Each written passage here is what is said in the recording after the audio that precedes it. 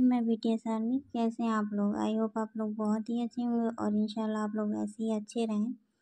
Sorry late video upload करने के लिए, लेकिन क्या करूं, मेरे सब्सक्राइबर नहीं है, व्यूज़ नहीं है और इसकी वजह से मुझे बिल्कुल अच्छा नहीं लग रहा था कि मैं वीडियो अपलोड करूं। पर मैं क्या करूं, मैं वीडियो अपलोड कर रही हूँ। अगर व्यूज़ मेरे नहीं बढ़ते हैं तो मैं नेक्स्ट पार्ट लेट अपलोड करूँगी, ठीक है? तो उसके लिए मैं पहले से ही आप लोग से माफ़ी मांगती हूँ। तो चलिए स्टोरी को स्टार्ट करते हैं। जंकुक गुस्से में कार की कील लेता है और खुद ड्राइव करने लगता है। 1 घंटे बाद मुंबई का सबसे महंगे बार में पहुंच जाता है। जैसे ही जंकुक को गुस्से में आते हुए बार के कस्टमर मैनेजर देखते हैं, वो सब साइड होने लगते हैं, क्योंकि सबको पता है कि किंग से सवाल कोई भी नहीं कर सकता है। बार का मैनेजर बोलता है, किंग का स्पेशल रूम तैयार है ना? स्टाफ बोलता है, जी सर, वैसे भी उस रूम में जाने की परमिशन किसी की भी नहीं है और इतनी हिम्मत तो किसी के अंदर भी नहीं है। सबको पता है कि वो स्पेशल रूम किंग का है। किंग कब आ जाए किसी को पता नहीं है। मैनेजर बोलता है, ओके जाओ यहाँ से और सब चीज़ किंग के हिसाब से रेडी कर देना। स्टाफ बोलता है, जी सर। जंकुक जैसे ही रूम में एंटर करता है, अपनी कोट निकाल कर सोफे पर फेंक देता है और पैक पे पैक पीने लगता है और ते की बोली हुई बातें सोचता है। जंकुक कहता है, क्यों वाइफी, क्यों तुम मुझसे इतना नफरत करती हो? क्यों तुम मुझसे प्यार नहीं कर सकती? क्यों तुम मुझे इतना गलत समझ रही हो? मैं माफिया हूँ सबके लिए। मैं तुम्हारे लिए एक बहुत अच्छा हस्बैंड बनना चाहता हूँ। मैं ऐसा क्या करूँ जो तुम मुझसे प्यार करो, मेरी फीलिंग्स को समझो।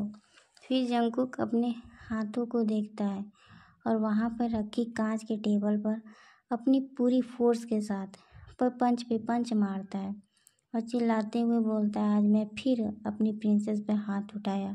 क्यों किया मैंने ऐसा? क्यों मैंने ऐसा किया? कितना दर्द हो रहा होगा मेरी वाइफी को। सामान टूटने की आवाज़ सुनकर मैनेजर भागते हुए अंदर आता है और देखता है किंग के हाथ से ब्लड निकल रहा है। तो वो तुरंत फर्स्ट एड बॉक्स लेकर आता है और जंकुक के हाथ में पट्टी करता है। मैनेजर मन ही मन सोचता है, माफिया किंग जब गुस्सा होते हैं तो कोई ना कोई चाहिए उनका गुस्सा शांत करने के लिए, और मुझे पता है कि किंग को अभी क्या चाहिए। मैनेजर रूम से बाहर आता है और एक बहुत ही ब्यूटीफुल गर्ल को अपने रूम में ले जाता है और बोलता है, तुम्हें किंग के रूम में जाना है। जाने से पहले बोलता है, आज तुम्हें पता है कि तुम्हें किंग को खुश करना होगा, उनकी नीड्स को पूरा करना होगा। वो लड़की बोलती है, ओके सर, मैं कर लूँगी। वैसे भी मैं जानती हूँ इस वर्ल्ड का नंबर 1 माफिया किंग है और वो अक्सर ही ऐसा करते हैं। इतना बोलकर वो लड़की वहाँ से चली जाती है। दूसरी तरफ ते अभी तक बाथरूम में बैठी रो रही थी। तभी अचानक से उठती है और बोलती है, नहीं ते, तू ऐसे रो नहीं सकती है। तुझे अपने आश्रम के लिए, उन बच्चों के लिए, जिमिन के लिए तुझे ये रिश्ता निभाना होगा। वो जानवर कुछ भी कर सकता है, अगर उसको गुस्सा आ गया तो आश्रम को खाली भी करवा सकता है। तब क्या होगा उन बच्चों का? कहाँ जाएंगे वो बच्चे? तू जानती है वर्ल्ड का नंबर 1 किंग माफिया है, कुछ भी कर सकता है। उसके हाथ में सब कुछ है, पावर है, पैसा है, पोजीशन है, हर एक चीज़ है। इतना बोल कर ते उठकर फ्रेश हो जाती है और जितना भी रूम में सामान बिखरा हुआ होता है उस सबको सही करती है। अदर साइड बार में जंकुक ते के बारे में सोच रहा था। उसको पता नहीं चलता है कि रूम में कोई आया है।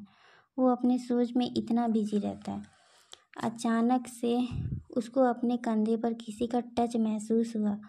उसने पीछे मुड़कर देखा तो वो लड़की पूरी तरीके से निकट थी और जंकुक को टच कर रही थी।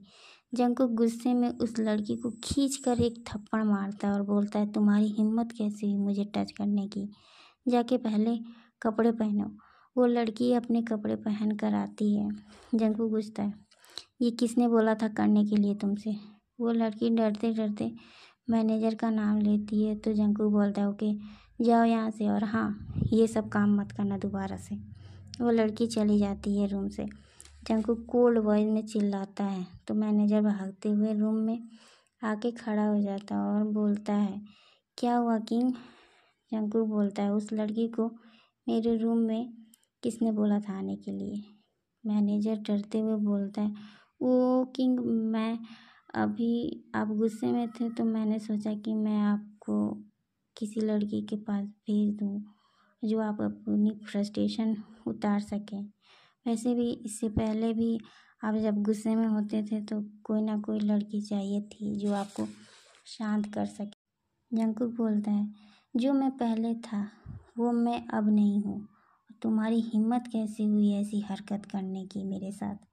मैं अपनी वाइफ से बहुत प्यार करता हूँ और मैं उसे कभी धोखा नहीं दूंगा, समझे तुम? और तुम्हारी इस हरकत का क्या इनाम दूँ मैं तुम्हें, बोलो। मैनेजर बोलता है, सॉरी किंग, मुझसे गलती हो गई, ऐसा कभी नहीं होगा मुझसे। जंगकुक बहुत ही गुस्से में था, इसलिए वो कुछ नहीं सुनता है और अपनी पॉकेट से गन निकालता है। जैसे ही शूट करने वाला होता है तभी मैनेजर बोलता है, किंग, मेरे बीवी बच्चे हैं, उनका क्या होगा?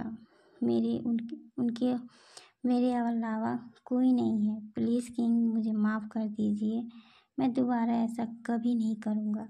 जंगकुक जैसे ही ये बात सुनता है वो रुक जाता है और गुस्से में बोलता है, ओके जाओ यहाँ से। मैनेजर डर के मारे वहाँ से जल्दी चला जाता है। जंगकुक सोफे पर बैठ जाता है और बोलता है, वाइफी, तुम सही बोल रही हो। किसी को मारने से पहले मैं ये नहीं सोचता हूँ कि उसके पीछे कितने लोग हैं। मिडनाइट में 3 बजे जंगकुक वापस मेंशन आता है। जंगकुक जैसे ही रूम में आता है देखता है पूरा रूम साफ था, जो सामान बिखरा हुआ था सब ठीक हो चुका था। जंगकुक देखता है तेज बहुत ही आराम से सोफे पर सो रही थी। जंगकुक के फेस पर एक स्माइल आ जाती है। जंगकुक मन ही मन सोचता है, कितना इनोसेंट है मेरी वाइफ, पर मुझसे बात करती है तो जंगली बिल्ली बन जाती है। जंगकुक धीरे धीरे ते के करीब आता है और उसको केयरफुली अपनी बाहों में ते को उठा कर ले जाता है और बेड पर बहुत ही प्यार से सुला देता है। सुलाने के बाद ते को ब्लैंकेट से उड़ा देता है। जब जंगकुक ते के चेहरे को देखता है तो उसकी आंखों में आंसू आ जाता है और मन ही मन सोचता है, खुद को गाली दूं या मारूं मैं ऐसा क्या करूं जो मुझे भी हर्ट हो। मैं खुद से वादा करता हूँ ते, मैं दोबारा तुम्हारे ऊपर कभी भी हाथ नहीं उठाऊंगा। ते के माथे पर, उसके गाल पर और उसके होठों पर किस करता है और जाके सोफे पर सो जाता है। नेक्स्ट मॉर्निंग ते नींद से उठती है तो खुद को बेड पर देखकर हैरान हो जाती है। तभी उसकी नज़र सोफे पर सोते हुए जंगकुक को देखती है। जंगकुक बहुत ही क्यूट लग रहा था सोते हुए। ते मन में ही सोचती है कि ये सोते हुए जानवर कितना ही क्यूट लगता है और इनोसेंट लग रहा है। लग ही नहीं रहा है कि ये डेविल माफिया किंग है। पर मैं कुछ बोलूं या ना बोलूं इससे? वैसे भी मुझे बहुत डर लग रहा है इससे। कितना खतरनाक तो लगता ही है मेरा हस्बैंड।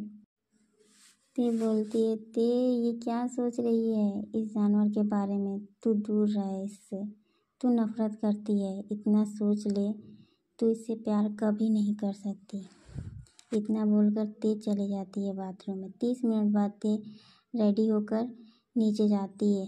ते जैसे ही नीचे जाती है देखती है सब लोग ते का ही इंतज़ार कर रहे थे। जिन बोलती है, ते बेटा तुम आ गई, आओ, ये तुम्हारी दादी माँ है।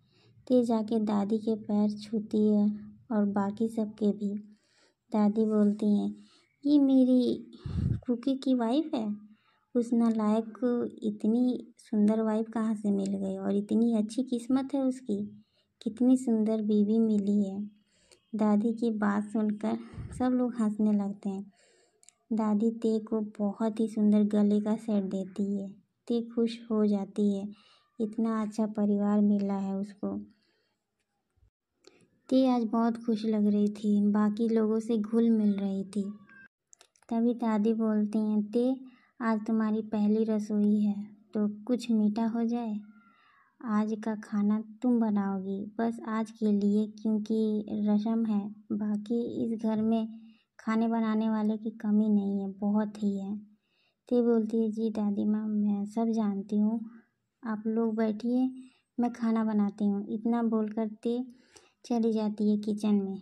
जिन ते के पीछे जाती है और प्यार से ते के सर पर हाथ रखती है और सहलाते हुए बोलती है थैंक यू बेटा।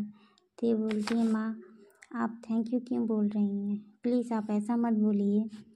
जिन कहती है मैं जानती हूँ तुम्हारे और जंकू के बीच में कुछ भी ठीक नहीं है, पर तुम दादी के सामने ऐसा दिखावा कर रही हो कि जैसे कि तुम कितना प्यार करती हो जंकुक से। सब ठीक हो जाएगा।